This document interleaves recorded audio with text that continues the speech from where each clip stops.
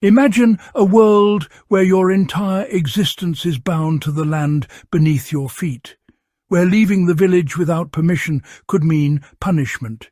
Yet historians argue you weren't exactly a slave. Medieval peasants, who to modernize seem trapped in chains of servitude, might not have been slaves at all. This paradox has baffled scholars for centuries. How could people work endlessly in fields, pay dues to a lord, endure harsh winters and meagre diets, yet retain rights that seem unimaginable in such conditions?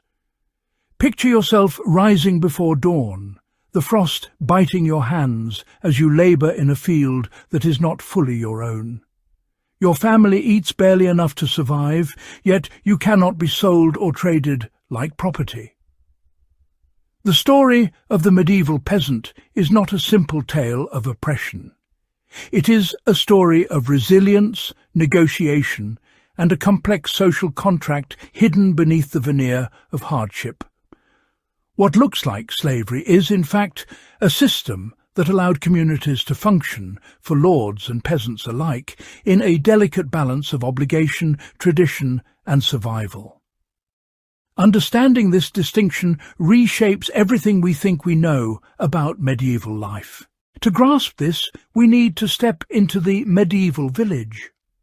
Peasants were bound to the land, yes, but they also had responsibilities and privileges. They paid rents in crops, labour or coin, and in return they received protection and access to communal lands. Unlike slaves, they could marry, inherit property, and sometimes negotiate terms with their lords. Yet their lives were harsh. Disease, famine, and seasonal work dictated their existence. Lords demanded loyalty, and the law enforced obedience, creating the illusion of slavery. But here's the clever part. Peasants were also the backbone of the economy, and their productivity was essential. Lords could not ignore their needs entirely. Villages developed customs that protected families, such as collective farming, shared grain stores, and rotational labour practices. The reality was a negotiation between survival and obligation, freedom and constraint. While a peasant's life was extremely difficult, it was also socially structured and legally recognized in ways slaves were not. By examining legal codes, court records, and village practices, historians can piece together a world where hardship existed without absolute ownership, revealing a subtle, almost forgotten freedom that allowed these communities to endure. How did this system actually work on a day-to-day level? Imagine the intricacies of crop rotation, shared labour, and debt obligations. A peasant family would work a plot assigned by the lord, but they also farmed strips of land for personal use.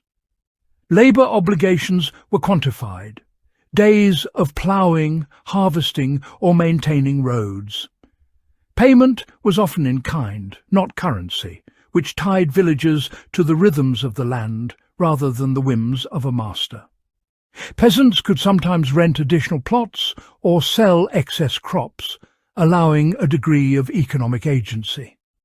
Punishments existed, but they were typically fines or temporary restrictions, not permanent bondage. Here's the hidden logic. The system balanced coercion with necessity. Lords needed productive peasants more than they needed obedient slaves. Villages had assemblies to settle disputes, and customary rights ensured peasants could not be arbitrarily removed or sold. Survival depended on knowledge, reading the land, storing food, and coordinating labour across families. Skills once taught as mere survival techniques were embedded into the social fabric, creating a network of mutual reliance that, paradoxically, allowed both lords and peasants to thrive in an era of scarcity and danger. Why does this matter today? The medieval peasant's life teaches lessons in resilience, community, and self-reliance. In a world dominated by schedules, bills and contracts, we forget the ingenuity of negotiating survival under constraints without losing autonomy. Concepts like shared labour, rotating responsibilities and collective problem-solving mirror modern strategies in cooperative economics and disaster preparedness. Food storage, crop planning and communal support networks are ancient techniques that can inform contemporary sustainability. Even understanding personal agency in constrained systems is valuable. Just as medieval peasants leveraged what freedom they had, we can find creative solutions within limited resources. These lessons also challenge how we perceive oppression. Modern life often equates hardship with lack of freedom, but the medieval model shows that structure and obligation do not automatically eliminate agency. By studying their methods, from bartering and skill sharing to rights embedded in customary law, we discover a template for balancing duty and autonomy, resilience and resourcefulness, a blueprint that remains surprisingly relevant even in today's fast-paced, high-pressure society. So, were medieval peasants slaves? The answer is nuanced. They were bound, restricted, and often powerless in the face of disease, hunger, and harsh authority, yet they retained a legal and social agency that allowed them to survive, adapt, and even negotiate their existence. History, simplified, paints them as victims, but the reality is a story of ingenuity, resilience, and subtle freedom, hidden within hardship. Their lives remind us that survival is not just physical. It is also social, legal, and psychological.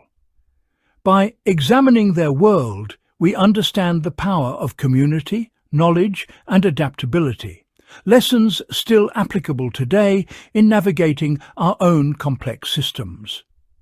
The medieval peasant challenges our assumptions about freedom and control, revealing that even in extreme hardship, humans can carve out agency, negotiate existence, and endure. Perhaps the most important takeaway is this: history is rarely as simple as it seems. To truly learn from it, we must look beyond the surface, into the forgotten skills and subtle freedoms that made life possible. If this exploration changed how you see the past, share it, subscribe, and continue uncovering the hidden truths that history almost forgot.